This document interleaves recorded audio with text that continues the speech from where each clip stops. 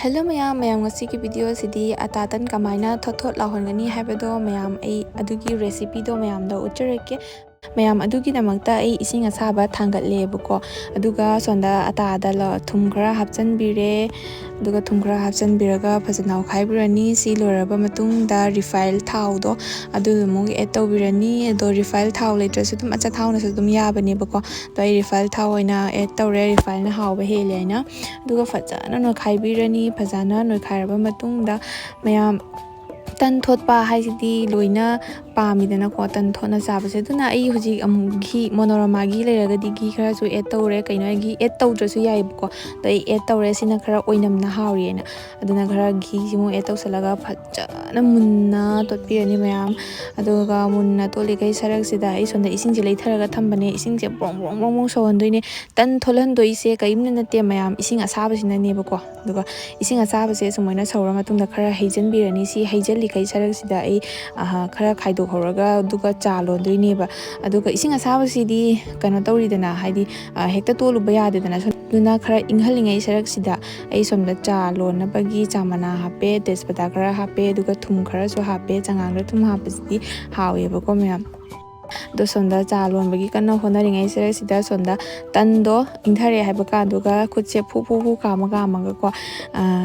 totpa hogolani khara aduga mayam sadum saayaba sarasu kaidoni ahawba janingbani sarasu khangba tabani bako khujaida khaido hoba ising do kitang tawna hapchalaga phajana totpirani do mayam totpa matamda yamna su pelhaloidabani aduga yamna su kalhaloidabani totpagi akhoi chang ama yengaga sum totpiu bako akhoi gi leidrane takpa matamda napsanaga tawbodo yamna peladi tawbaneba na yamna su pelhaloidabani chang ama da sum totpiro mayam ising asabase sum kitang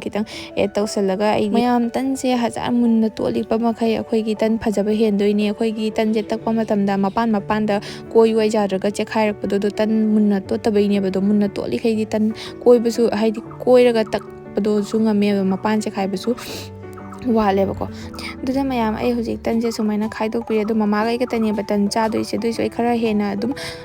hawre bako kainaida akhoi gi jumda lakwa mi singda su dum pije bako moina sum aise thagalamaga chatle batangi tan si am thotle hawre na mayam ase maini chin thiba ngangba natte bako nai mayam da yenghaningdana ai asigi recipe se semakpane ba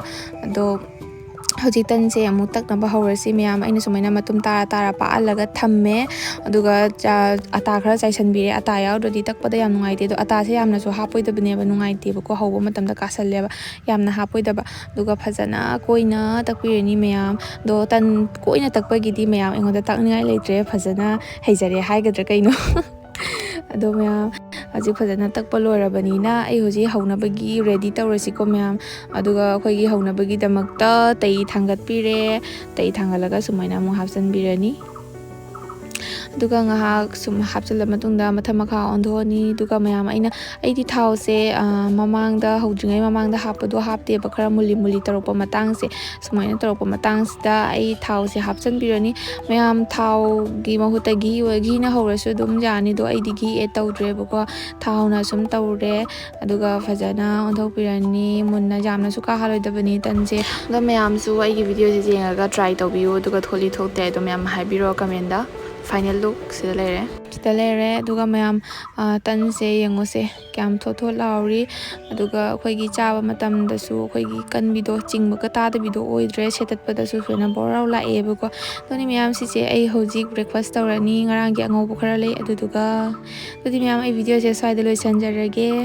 aduga mayam nungaradi like subscribe tobiramo bye